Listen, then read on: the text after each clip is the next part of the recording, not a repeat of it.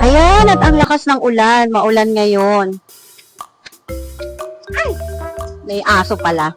At hindi ako magdidilig ngayon kasi maulan. Bahala na muna sila dyan. Baka hindi ko pa sila mairepat kasi baka naulanan. So, ayan. Meron pa pala akong isang naiwan. Alam ko si Lovely Rose ito. Nairerepat. So, hahayaan ko lang muna sila na maulanan dyan. Dyan muna sila. Enjoy the rain. Buti na lang, hindi ako nagdilig. Enjoy the rain. Ang didiligan ko na lang siguro yung yung aking mga ibang halaman. So, shout out sa lahat ng nag-aalaga ng succulents nila sa ibabaw ng bubong. Congratulations sa atin na tayo ay mga roof gardener. Ayan, yung mga na-repat natin kagabi. Welcome mga roof gardeners. Ayan. Isa rin ako sa mga nag-garden sa ibabaw ng bubong. Okay. Ang gagawin ko ngayon ay mag-re-repat ako na gamit ang binili ko sa Cultured PH. Ito try ko kung ano ang klaseng lupa. Ayan, palakas ng ulan. Ang maganda sa ating mga succulents. Ay, ang lakas ng ulan! Ligo to the max. Ayan, isa rin ba kayo sa nagro-roof garden? Ibig sabihin, yung garden nyo nasa ibabaw ng bubong nyo kasi nangunguhat tayo ng sikat ng araw. Isa rin ba kayo sa ganun? So, ako dito, meron akong roof garden. Lahat ng succulents ko nasa roof at saka mga nakahang. So, gagawin ko today ay mag-e-experiment ako gamit itong cultured soil na nabili ko sa Shopee. Ayan. Tatry ko kung maganda nga ba itong gantong klase ng cultured soil. Pero itong cultured soil na to ay sasamahan ko ng pumice. Maliliit na pumice, yung ano ba tawag doon? Basta pumice maliliit. Yan. Sasamahan ko siya. Ano ang mga kailangan? Ito lang. Magbubukas tayo ng isang cultured soil. So, try natin. Ang itsura niya, ganun pala yung itsura ng cultured soil. Para siyang bato na itim. Hindi ko alam kung bakit tinawag na cultured. I-research natin kung bakit siya tinawag na cultured. So, isasama natin siya sa pumice. Isa lang muna.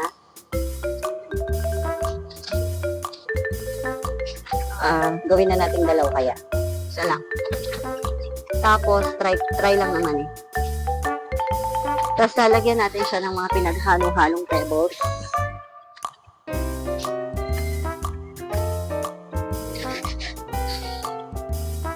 Isa. Dalawa.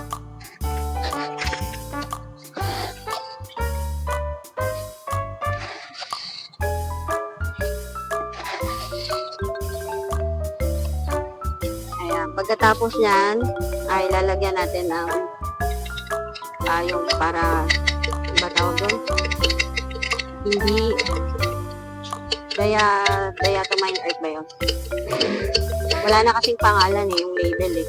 Nabura na yung label. Kaya hindi ko na matandaan kung ano. Lagi ko na lang hindi matandaan. Ano ba yan? Yung memory ko. Nakakainis. Ayan. So, lalagyan natin yan. Yung nanigas na nabasa kasi. Ayan. Para makaiwas tayo sa mga peste. Pesteng mga millibugs. Tapos, ay hahaluin na natin.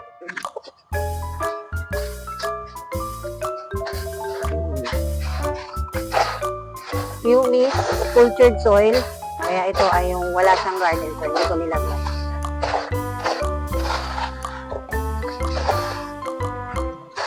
Haluin lang natin mabuti.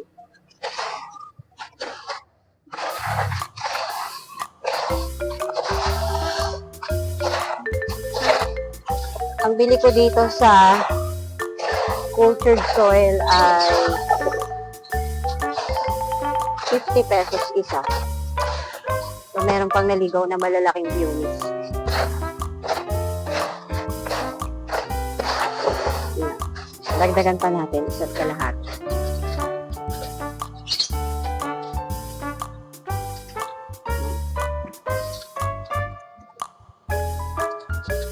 Haluin natin mabuti.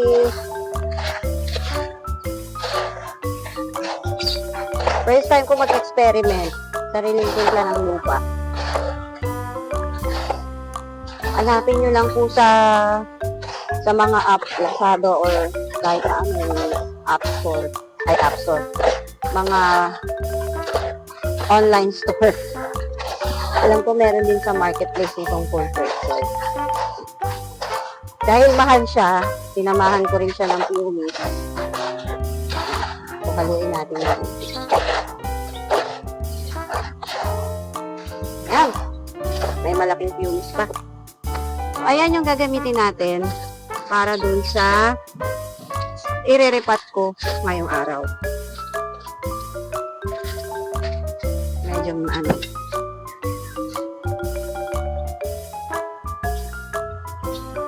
Ayan. Kukuha lang tayo ng paso. Isang piraso.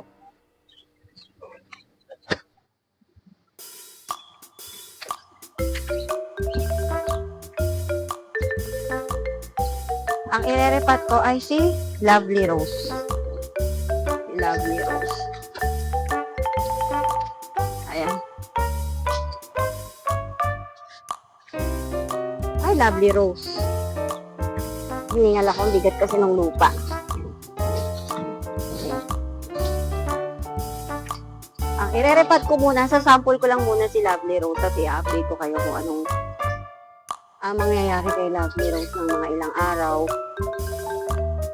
Same strategy pa din yung gagawin ko sa pagdidilig, na hindi ko muna didiligan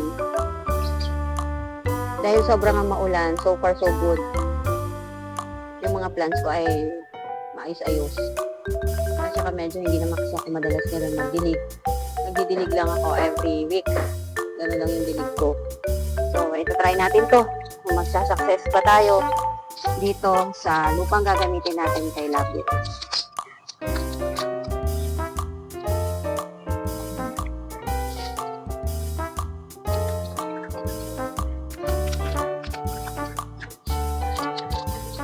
Alam nyo, alam nyo,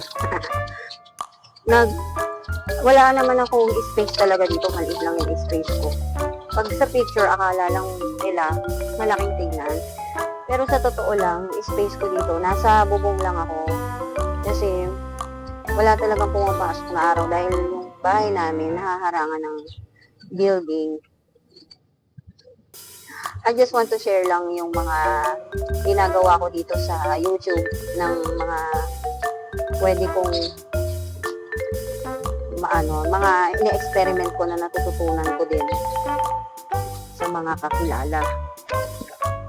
Kasi hindi rin naman ako. Tsaka yung mga binibilan ko ng plants, nagsishare sila kung paano yung gagawin. Tingnan natin kung mabubuhay natin si magandang Lovely Rose gamit yung ating cultured soil.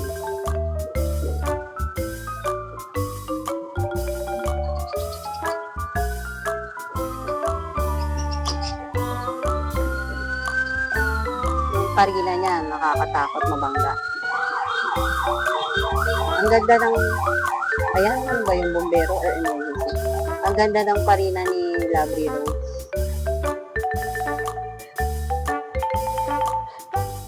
So, parang halos wala nang natirang ugat. Lahat ng ugat niya dry na. So, alisin na natin siya. Alisin na natin yung lupa. Ang ilalagay natin ay graba. Talagang naglalagay ako para medyo tipid kasi at saka para maganda din yung drain. Hindi na iipon sa ilalim yung mabigat nga lang siya. Para hindi na iipon sa ilalim yung namuong lupa.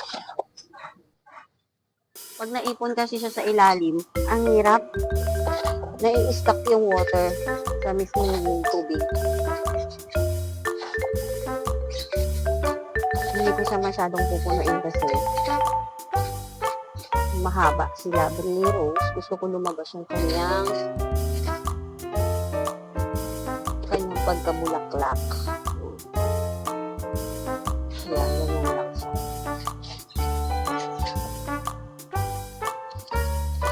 Tumatangkad kasi si Lovely Rose. Alam ko Lovely Rose yung ID.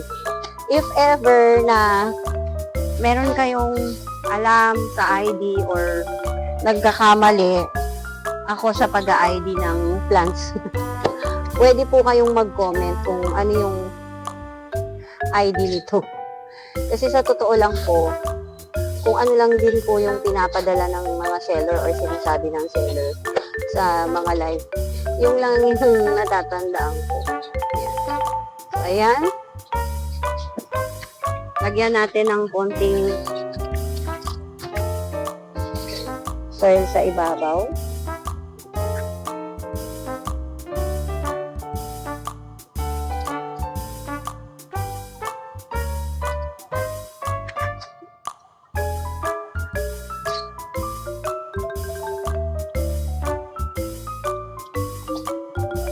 Pinagdagan natin sa kape. Tinipid talaga yung soil kasi mahal. So, kung meron po kayong mga suggestion, kasi may mga pagkakataon na yung technique ng iba, pagdating sa paghahalaman, hindi nag-work sa iba. Kaya, ang ginagawa ko, nag-experiment ako, nakailang lupa na ako. Minsan naman, may halaman na gusto lang nila, puro garden soil. Ang gusto naman ng iba, puro rocks naman. So, ayan. Yan. Ganda rin Lovely Rose. Sana lumaki pa siya ng malaki. Ganda niya. Ayan. Yan yung aking type ng soil na in-experiment ngayong araw. O-obserbahan ko si Lovely Rose kung ano ang kanya magiging itsura after a week. So, i-flex ko lang din sa inyo yung aking roof garden. Yan, hindi pa ako masyadong nakakapag-adjust at nakakapag-ayos dito sa roof garden. Pero ayan sila.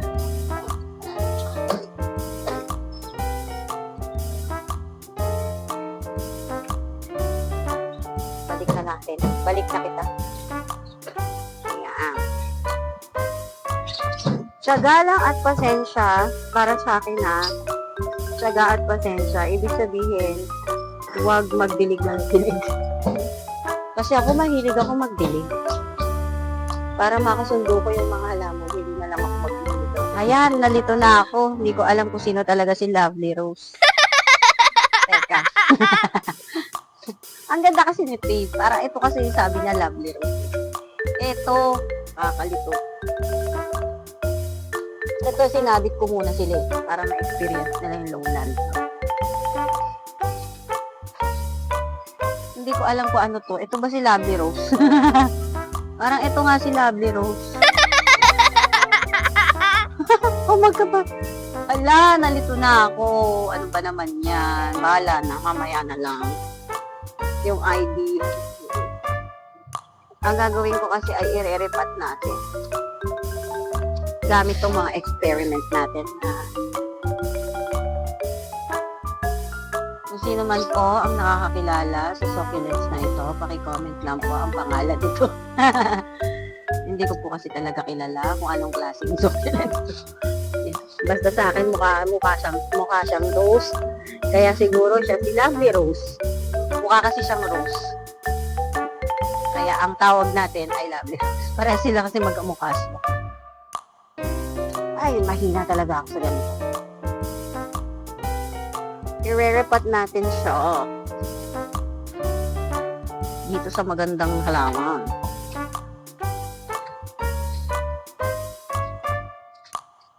Yeah. Sinabit ko siya ng 24 hours dun sa taas, sa may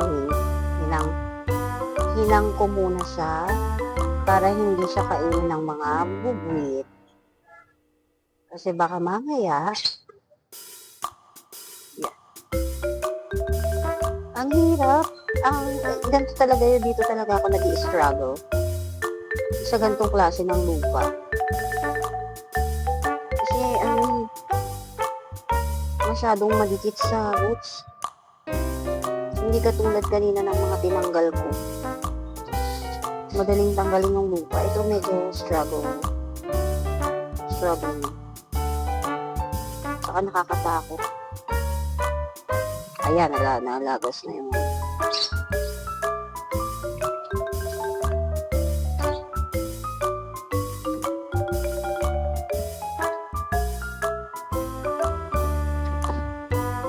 wala.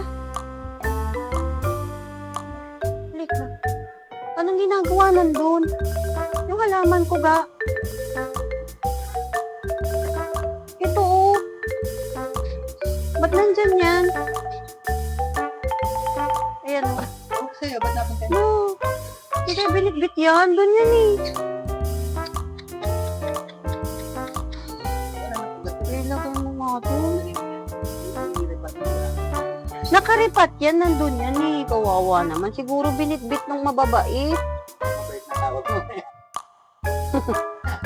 Wala oh.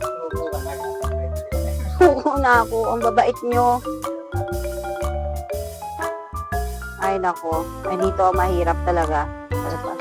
Nasa taas na ako. Hinahabol pa ako ng mga bubuwit. Mahirap ng ganyan.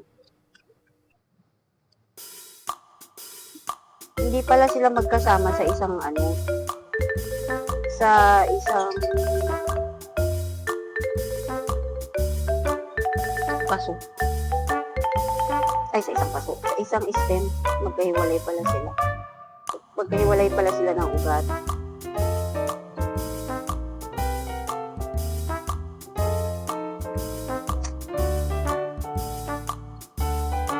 Dry na dry. Kailangan ng mapaulanan po. Ang ginagawa ko, nag-iipon ako ng ulan. Para pandemig. Doon sa mga halaman na hindi naulanan. Kaya iniipon. Ito may baby siya, oh. Parang nabali siya doon sa stem niya. Pagkatanggal ko ng lupa. Bayat? Yan na nga natin. It's time na mahiwalay na sa inay. Pero gusto ko pa rin silang pagsamahin kasi magkamukha sila. At saka isa pa, wala na akong pots. Hindi ko alam kung saan sila ilalagay parehas. So ito, mamaya, ano kaya ang gagawin ko rito? Ano na yung ugat? Binitbit pa ata ito ng dagat. Sayang naman. Pero huwag mo wala ng pag-asa. Itatanim ko yan.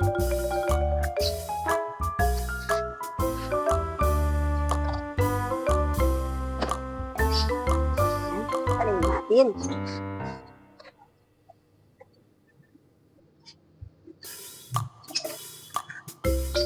Ay! Bayad! Na-shoot na ako dito sa nasira yata yung upuan na bali. Hindi ako kinaya. Mabigat daw ako. Natumba na ako sa upuan.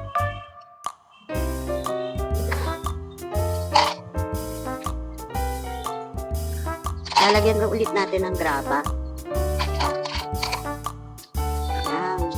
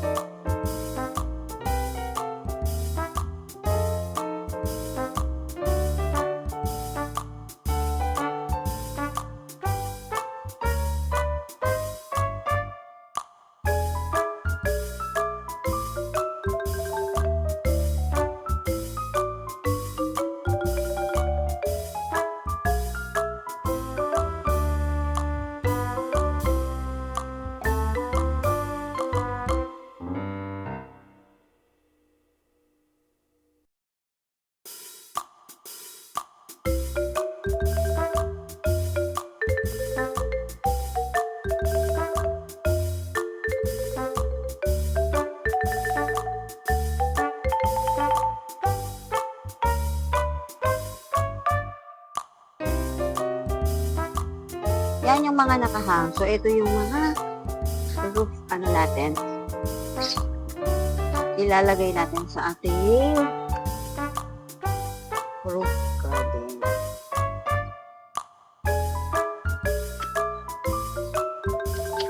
Yan. So, sana ay meron kayong natutunan. Kagaya ng mga bagong nagsusucculents, beginner din ako. Gusto ko lang din na matuto kung ano ba talaga yung hinahanap nila na lupa dito sa lowland. Kaya nag-experiment ako. Sa mga may suggestions or comment na talagang sa kanila yung technique na yon, naging effective.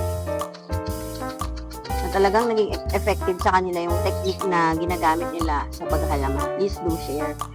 Kasi syempre bilang beginner din, pag namamatayan ng mga succulents, ang sakit sa dibdib. Parang nakakasama ng loob. Kasi hindi biro ang mag-alaga ng succulents. Unang-una, talagang yung puso mo, gusto mo silang kilalanin talaga dito sa lowland. At isa pa, mahal sila. Mahal ang presyo. So, yun lang. Thank you for watching. Don't forget to subscribe and click the notification bell. And also like and share this video para po magtulungan tayo na ma-share yung mga knowledge natin sa pagtatanim ng succulents. Thank you so much and God bless you all.